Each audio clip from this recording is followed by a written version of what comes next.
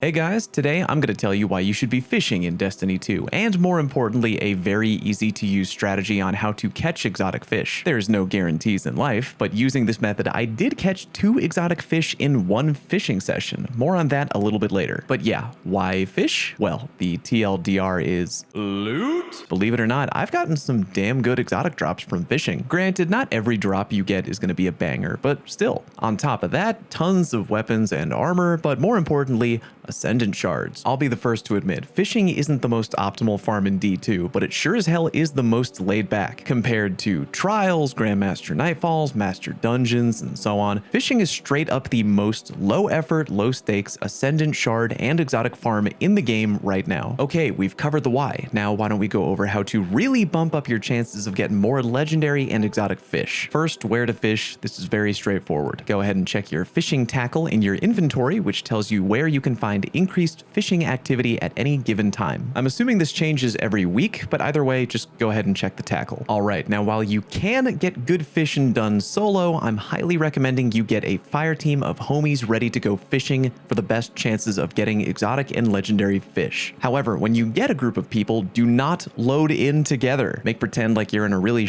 horror movie and split up. Each of you individually load into the EDZ or wherever, and we're doing that because we want to find a big group of random blueberries already fishing. Reason being, we want to pump up the focused fishing meter as much as we can, and more people fishing equals more opportunities to raise the focused fishing meter quicker. So whoever in your fire team finds the biggest group of already there fishers, that person wins. Everyone joins up on that person, and now you should hopefully have a big group of people fishing, which will make everything much easier. When you're fishing, not really rocket science, go ahead and cast, wait for the bobber to go down, and pull the fish back up. Here's the pro tip though, leave every fish that you catch on the ground, all of them. Here's why. The focused fishing meter on your HUD only goes up when you or anyone in the area picks up either a legendary or an exotic fish. Also, that same fishing meter will reset when a public event drops into the area. But even though the meter goes away, the fish you leave on the ground don't. And because of that, leaving fish on the ground while you keep fishing actually serves 2 purposes. 1, by walking around and picking up either green or blue fish, you are literally wasting precious time. You're on the clock until that next public event comes through. Why you wasting that time by running around picking up green and blue fish that don't even raise the frenzy meter? Ain't nobody got time for that. It's time you could have spent casting for more fish. But anyway, more importantly, purpose number 2, leaving fish on the ground can help launch your next